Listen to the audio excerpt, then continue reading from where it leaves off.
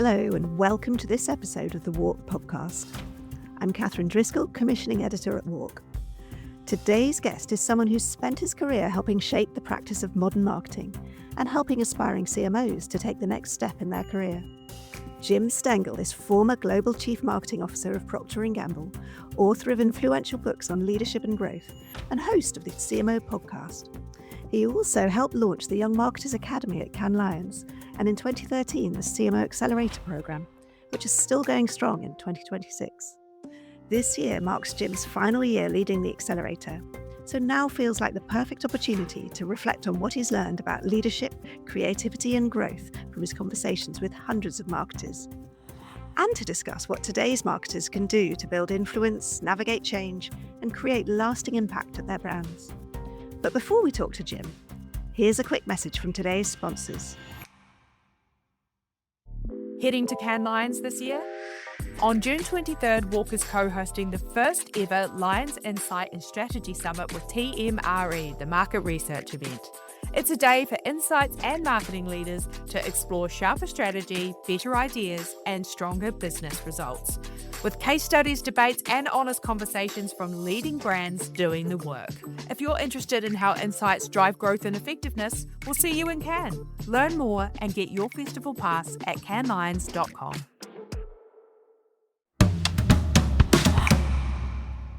Jim, thank you so much for joining us. It's brilliant to have you on the WARC Podcast. Nice to see you again, Catherine. So, Jim, this is your final year leading the Cannes Lions CMO Accelerator. When you look back, what surprised you most about how marketing leadership has evolved over the years? Oh my, well, it's a sentimental time, Catherine. We started this 13 years ago, the CMO Accelerator, and the Young Marketers Academy we started 15 years ago. So it's been a big part of my life. And to not go to Cannes in this role into the future, it's the right time for me, but it's also very bittersweet. I have so many good memories. But I think to your question, since we started this back in 2013, the good news is if you look at data from Spencer Stuart or any of the big executive recruiters, the CMOs, the tenure is about the same, right? It's about 4 years-ish, but there are more CMOs now than 13 years ago who are getting promoted, who are moving to CEO roles, whose roles are expanding, whose roles encompass communications for the enterprise. There's just actually a big story in the Wall Street Journal this morning, and the morning we're recording, about the rise of communications officers and their importance in companies. So there are many CMOs/communication officers. So the role has gotten bigger. More are getting promoted. And I think the mindset of CMOs, even more today, is about the enterprise and not about their function. And you hear so many CMOs. I mean, I recently interviewed Kellen Smith-Kenny at AT&T.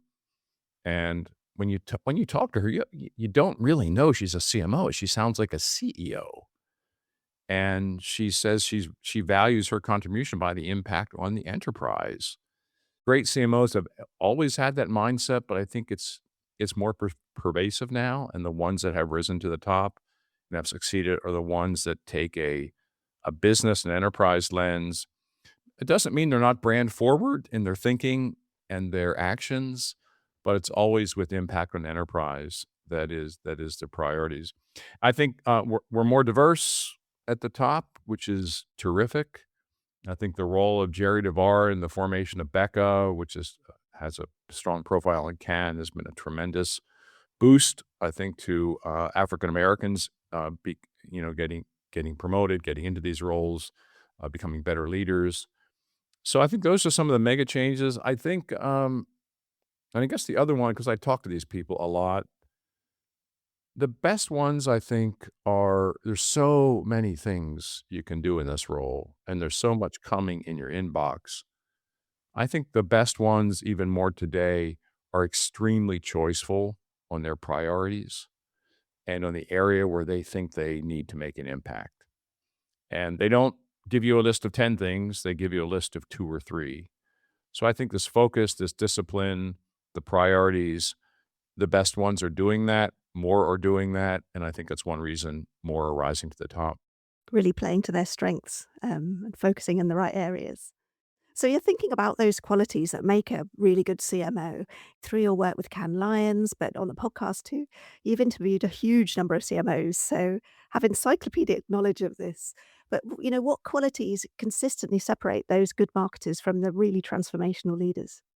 It's a great question. I think about this a lot. Obviously, I do a podcast, I do a show, and I've been doing it for almost 8 years. And so I have a lot of data on CMOs, and I've done a lot of analysis of that data. I don't know if this will surprise people, but I think the one that rises to the top, you might expect me to say, tremendous creativity. You might expect me to say strong brand purpose. It gets activated, and those are true. But the one that rises to the top, the one that people talk about the most, is the ability to create and inspire and develop a team. Now, the best ones do this remarkably well, and they spend a lot of time on this, and they get ahead of this, and they make decisions to ensure they have the best possible team. This is a tough thing to do, right? Think about a coach. Yeah, that whole management skill set. Yes. And so many people don't. I think historically we undervalue this a bit, but I think now the art and science of creating a team built for the future and built to have chemistry and built to have shared ambition, a shared vision, built to challenge each other. This is where it's at. I mean, if you're not a great team creator and team builder, you will fail. So I think if there's one thing your listeners take away from this, think about your skills in that. Think about how you feel about yourself, how your boss feels about yourself in creating a team. I've coached people, Catherine, in the past who lost their job because they didn't act quickly enough on this. And in this world, it's always a rapidly changing world. It's even more so now. If you're not really doing a zero base on what kind of team you need, what are the capabilities, what are the kind of people, what's your shared mission, I think your failure or your success will be accelerated. So I think that's number one. I do feel that this mindset of impacting the company versus your function, building relationships with your executive leadership team, of course, with your own team, which we just talked about, more important than ever. Maybe we can talk about that a little more. How do you manage up, across, and down at the same time? Not easy. Having an ambition and a vision for your company and your role, and then to communicate that extremely well. That is so important. People want to know where you're going. They want to understand why. They want to understand, what am I a part of? So, a mistake, actually, I think most CMOs still make is they just don't communicate enough. And if you're not, and times are crazy, but you have to be honest. You have to be present. You have to be there to even talk about when you don't know what's going on.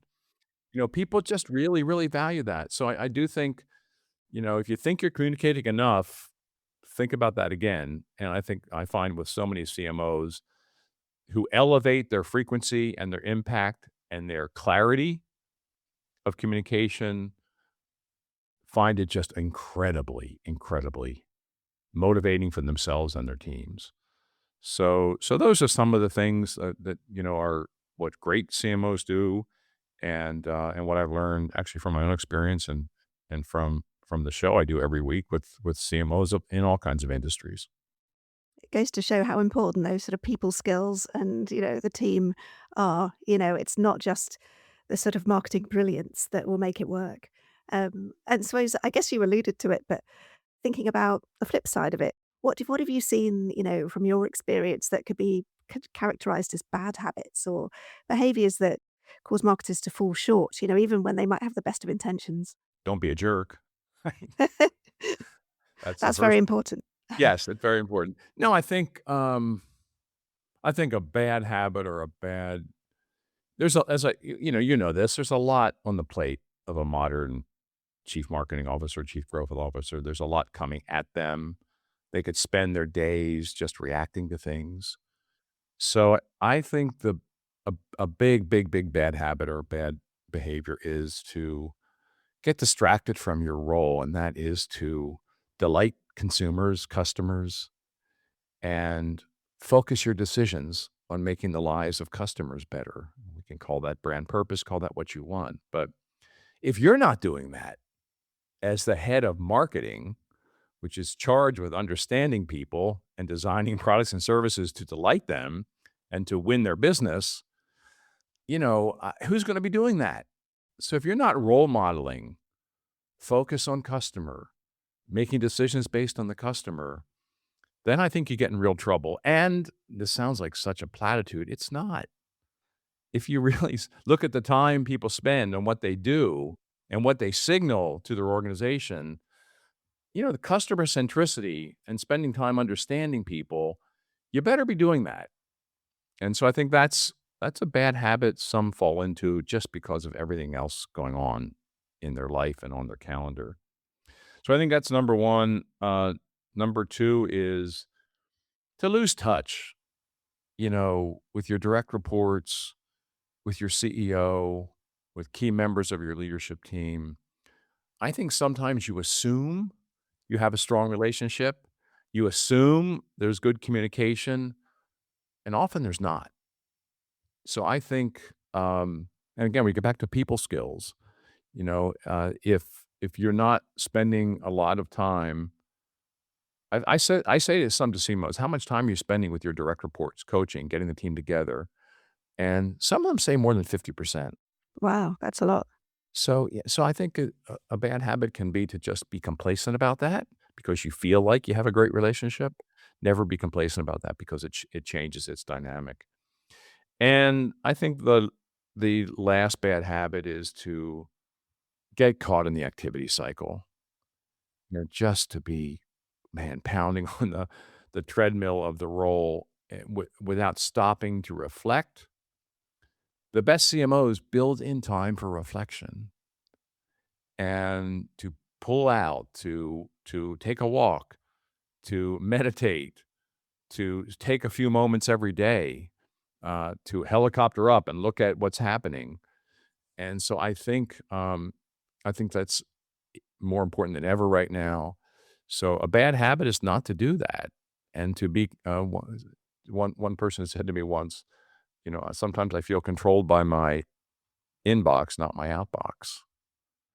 Yeah, And so, that sounds and it's easy to get sucked into easy that. to get happen. Yeah. But also, if you do that, then that will lean into that sort of thinking about the bigger picture and the customer centricity and, the overall vision rather than getting swept up in the day to day. Absolutely. Absolutely. Well, thank you so much. That was really useful.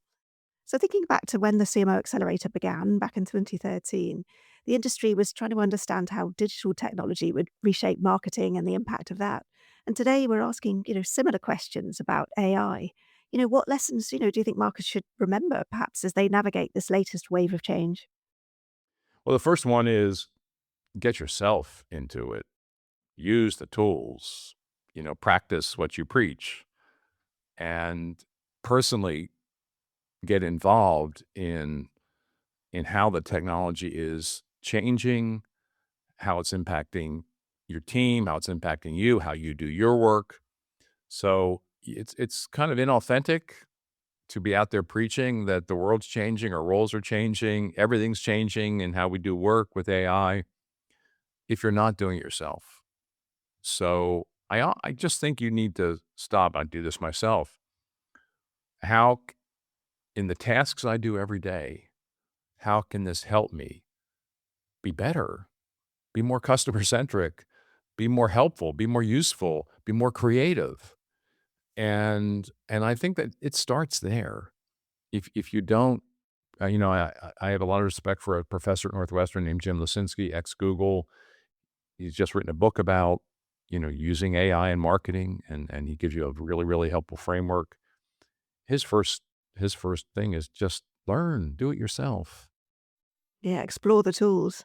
Yeah, in every way. You think about it in how you plan your vacations, how how you write, how you correspond, everything. So, And gosh, there's so many platforms now that are super useful. So I think people are doing that, but I think that is number one. And the second one is this is moving so fast, and there's so many interesting companies and people out there. Just make sure you're learning from the best. Of course, your team will help you, but who out there are you admiring for how they're integrating the technology into their work process? Do you know the major platforms and what they offer and what their ideas are? And obviously, many of them have an agenda. They want you to buy what they're selling, but they are so, I mean, early in the digital transformation, I was a new CMO at P&G. I went out and spent a lot of time at Google. What the hell is going on here?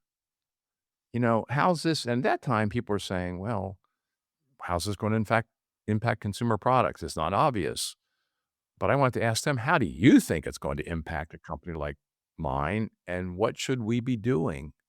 That simple question to 3 or 4 experts/platforms will be massively helpful for you. So I think this, learn from the best, get your head out of the sand, get out of your company, go visit others. I think so important. And then I would say the third one is, have a strategy. Yeah, because there's so much you could be doing. Yes. So where are you applying it first? And I like the thinking that look at where your people are frustrated the most, or where have you been struggling with a problem that's been difficult to solve? What part of your work process is time consuming? And start there. And so I think but have a strategy, and just don't be out there saying use AI. It's changing. What exactly? What business problem or growth challenge will you apply this amazing capability to help you do? And so I think these are all lessons we learned in the early digital marketing days, and the principles behind them are absolutely the same. Yeah, I think we're in a few years we'll all be doing our jobs quite differently. As all of these changes kind of embed. Um, The other thing I'd say, Catherine, a lot of people are kind of appointing an AI captain or champion in their companies or sometimes in a function. And I think it's generally a good thing to do. It may not be a permanent role, but any enterprise of any scale, one unbelievable opportunity they have is just to leverage what they're learning. And again, it sounds obvious. My alma mater, P&G, was good at this, leveraging learning, around the world and different markets. They rewarded you for sharing and reapplying. And I think if you're in an enterprise of any scale, then make sure you find a way, whether it's appointing someone to share the experiments that are going on around the world and in real time. It's obviously it's potential competitive advantage, and it's an opportunity right at your doorstep. that's really great advice. So thinking back to the role of the CMO, I suppose, and its many facets. At WARC, you may have seen we've got a recent Multiplier Playbook report, which built on that multiplier effect of last year. And in that, WARC and its partners, made the case that the brand influences future demand, enterprise value, pricing power, performance efficiency, while also mitigating risk for the company. And these are all financial as much as marketing questions. Thinking about more of those skills for the CMO, but what's your advice for enabling CMOs to lead these kind of financial discussions? Hey, it's a great study, and I know it has pretty broad awareness, but if you haven't seen it, take a look at it for your listeners. It's really, really good. I think the first thing the CMO, I mean, a strong brand delivers strong financial results, right? There's a lot of data on that. That study highlights that. I believe that it's the CMO's job in a company to build conviction that brand will lead to better outcomes for the business. That doesn't exist in every company. There is not a conviction that brand is a driver of financial outcomes. So if there's not a conviction, it's your job to build that conviction. And it's not just exhorting it, it's showing. And having that discussion with the CFO, having that discussion with the leadership team, I've talked to many CMOs who approach the leadership team with honesty to say, my job here is to help us be a stronger company. And the brand is a how to do that. The brand is not the why, it's the how. And so if that conviction isn't in the company, obviously I grew up in a company where there is conviction for that at Procter and Gamble, but it's not the case everywhere. So if that's and that is something that doesn't happen and go, you just have to build that conviction, show the evidence. If there's data missing, get the data. So, and I think in a lot of companies, CMOs lose sight of it or get tired of doing this. But it's your job. If there's not conviction that brand is important, then, why are you there? So I think that's job one. Build that conviction, and you need to build relationships. I mean, in my early days as P&G CMO, it's a long time ago, we didn't have a good way to think about the productivity of our spending. And we were not best in class at marketing analytics by far. And I went to the CFO. I said, hey, I'm in this job now. I don't know what I don't know. I know we don't have great ways to think about the productivity of spending. Can you help me? Can we do it together? This is a big investment by the company. And yes, we believe in brand, but we have to get better at this. We have to get better data. We have to understand where our money is most productive so we can maybe shift it from category to category and so on and so forth. So he embraced that. He loaned me one of his top people to work for me so it's that thinking, build credibility, build conviction. Brand is important. If you don't have the data, get the data and make this one of your top priorities. Yeah, I think it's always going to be that conversation and providing those proof points, which help make the case. And they need to keep coming as well. It's not just a one-off conversation. Thinking about, that sort of building influence and credibility in the wider C-suite, as you said, CMO tenure still remains relatively short, hopefully stable. But, it's great news that there are more CMOs being promoted to CEO. But how does that come about? Oh, is your question how do we increase the impact of the role or the tenure? Yeah, just sort of building that influence and credibility in the C-suite. Okay. Well, the first one is you need to be curious about the other people in the C-suite and what their goals are, how they measure success, what they're trying to do. And the most productive time you could spend as a new CMO is to schedule an hour with 10 or 12 people on the executive leadership team and ask them, what do you think I should do? What are you trying to do? What are your goals and objectives and ambitions in your scope? How can I help you achieve them? Catherine, that conversation with 10 or 12 people will go so far in helping you be a successful executive and CMO, because what you will learn in those conversations will give you your agenda, and you will build trust and credibility and openness with those people because you go in curious and you go in vulnerable. And so, I mean, I tried to do this every time I had a role change, and because if you don't do it pretty quickly, it won't get done. Yeah, the moment's gone. The moment's gone. So you need to schedule it. You need to know who those people are, and hey, you will enjoy it. You'll become a better leader. You'll learn more. It's back to that team mindset, I guess. Yes. And that's how you become an enterprise leader. That's how you become a successful CMO. And that's how, frankly, you help build conviction and brand. And so it's a generosity of spirit. And and in many companies, marketing is still not seen as an enterprise leader. Those conversations will be a big step toward that.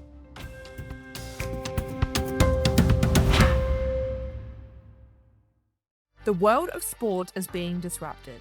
It's never been more important for brands to understand the power players, from individual athletes to powerful sports leagues.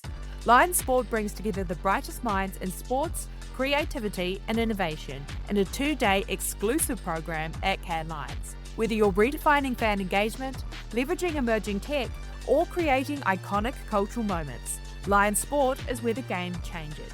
It's time to get competitive. Secure your seat now at canneslions.com.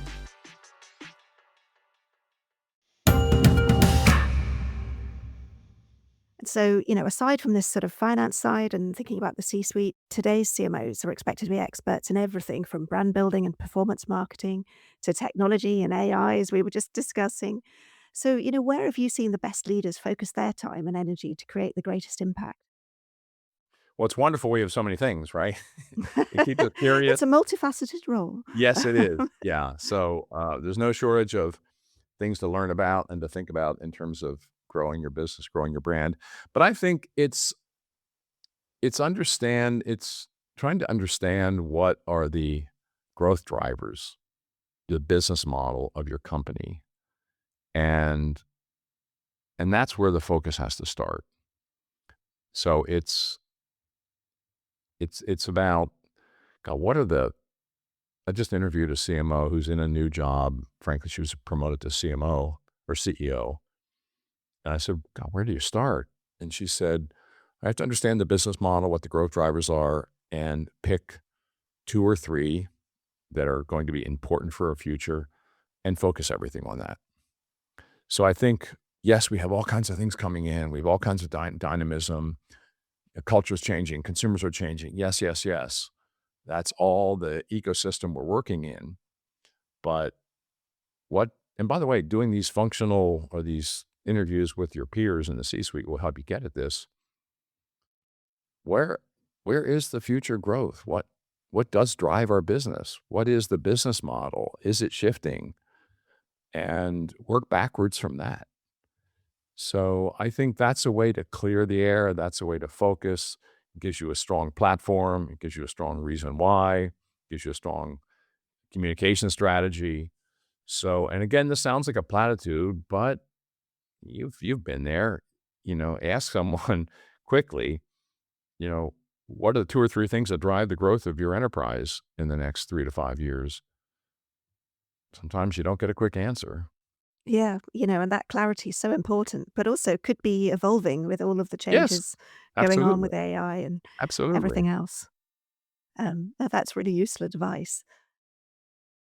So thinking about, you were saying, the way you've sort of always focused your career, you've always argued that brands grow by understanding and serving fundamental human needs, and thinking about how things are changing, in a world increasingly shaped by algorithms and automation, how can marketers protect that mindset? Just thinking about working in that role itself.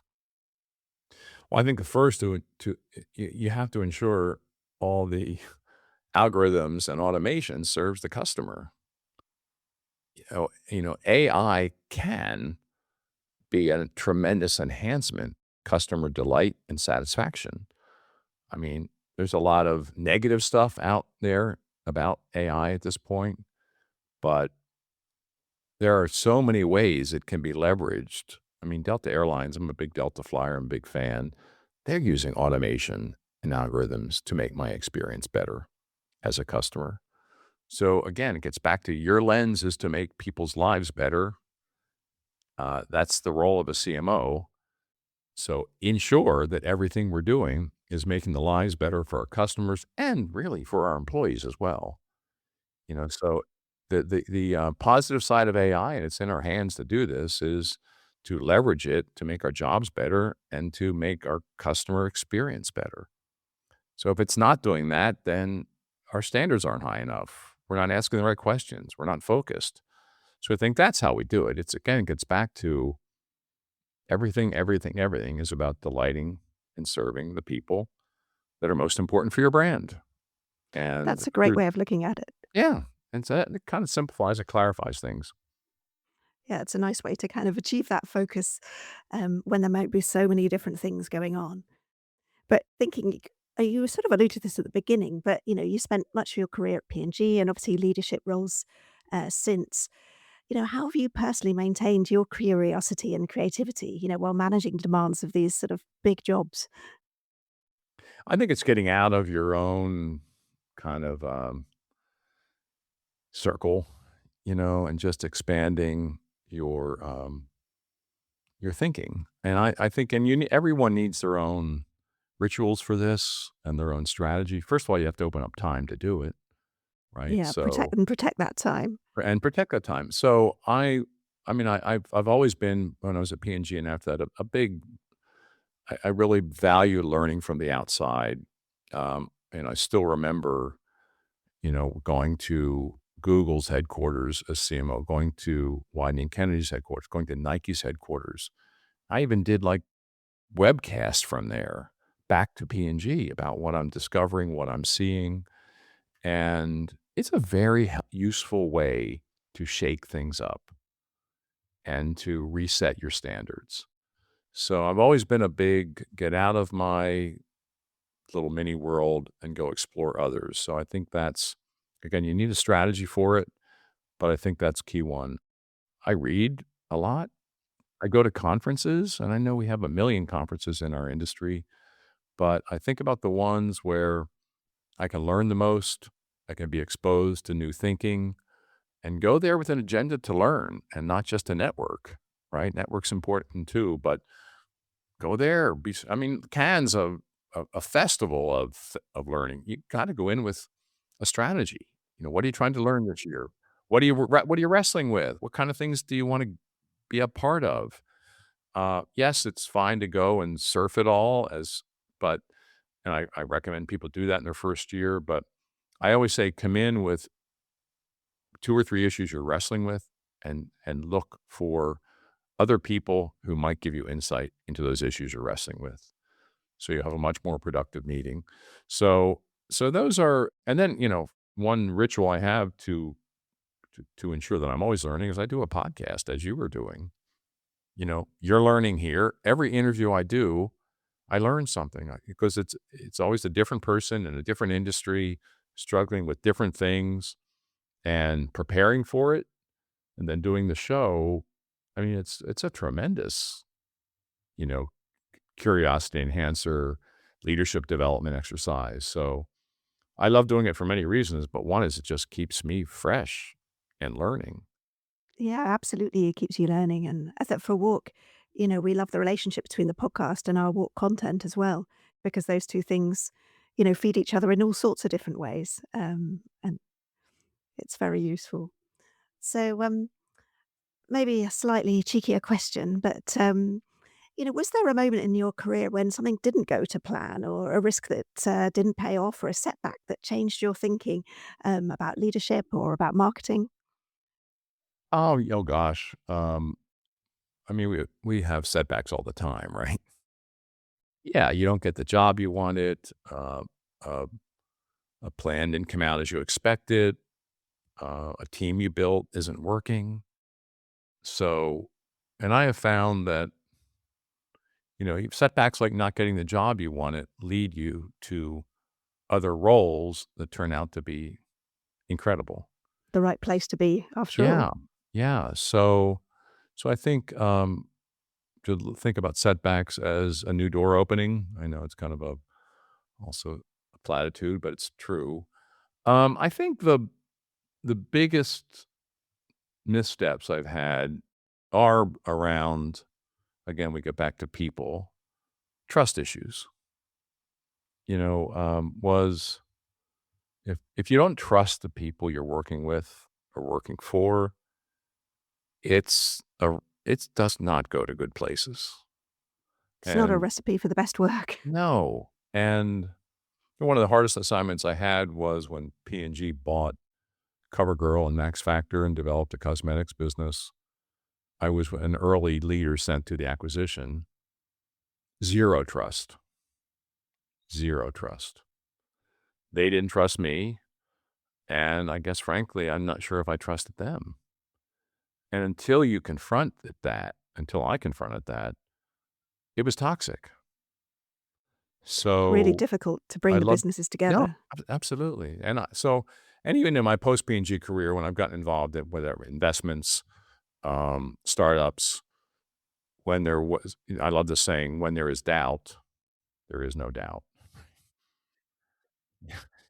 So to me, it's all about trust. If you don't trust the people you're with, if you don't feel you're trusted, then you've got to deal with that.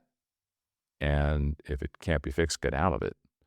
And if it's a team or a person that you don't feel like you can ever trust, then end that relationship. So I think that's trust is a big word. Trust is important for brands. It's important for leaders. And we have a bit of a mess in the U.S. in the political front because there isn't trust. Yep, in a multitude of different Yeah, ways. yeah, that's right. Yeah. That's right. And I guess, the flip side of that is building trust is the way to, Yep, really thrive yep. in an organization. And that simple building trust is you meet your commitments. You do what you say you're going to do, and you're honest about your progress on that. So I think, trust is really the core of, I think, just about everything. That's great advice and really important for life as well as business. What's a common piece of bad advice that marketing leaders still receive? You got to pitch the business. How many times have we heard that? You know, there's still, to me, pitching a business is so much work, and there's so much wasted time, and such an easy thing to do. It's an activity, and there are a lot of people who make money helping you pitch the business. So this idea of pitching, and we never liked it at P&G. We thought you can make a decision based on analysis of what you need and what people are doing and what their capabilities are. So I think this idea that we're not getting the results we wanted, or our creativity is stale, let's pitch. So I think that's generally bad advice, not always, but generally bad advice. I think another one, and this is a hard one. It's hard to turn around a performance problem with a direct report, and I think we don't confront that quickly enough. And the advice is you can turn it around. You can help this person become a better version of themselves, or become a better leader, or to fix a performance problem. And that's good intent, and there is a place for that. But 8 times out of 10, it can't be fixed. And so I think this relentless, like, we can fix it, we can work on this together, it doesn't happen.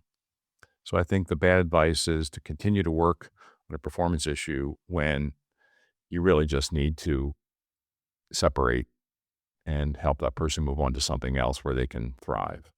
Where it might just be a better fit. Yeah, absolutely. Absolutely. When you look at today's generation of marketers, what gives you optimism? What advice would you give those wanting to build, not just successful careers, but lasting impact? What gives me optimism, I think, is the energy and the hope that people are bringing into their careers, and I think their standards are high. They want, as one session we always do at the CMO Accelerator in Cannes is we bring in some of the young marketers who are in the Young Marketers Academy, and we always bring in 4 or 5 of them and have a honest discussion with the CMOs in the room about what they expect of leadership. And That's always a great session. it's a great So session. It's much energy. emotional. Yeah. It's emotional. But these people have a high expectation of their leaders. They are, they're honest. They have great hopes. They're not sweeping the problems away. They're putting them out there. So I like the honesty of the generation coming into work right now. I think their capabilities are pretty remarkable. They're growing up in an AI world. But I think they have an elevated expectation of brands, organizations, and leaders, and that is totally positive. Yeah, will lead to some very exciting marketers in the future. I think so. I hope so. We need it. So, Jim, thank you so much for all your brilliant advice, for joining us, sharing your expertise. It's been such a pleasure to talk to you today. Thank you, Catherine. Always great to be with you, and this has been great fun. If you enjoyed this episode, please be sure to subscribe where you get your podcasts. And you'll also be able to keep up with all the latest from Cannes Lions, as we'll have daily episodes during the festival. Thank you for listening.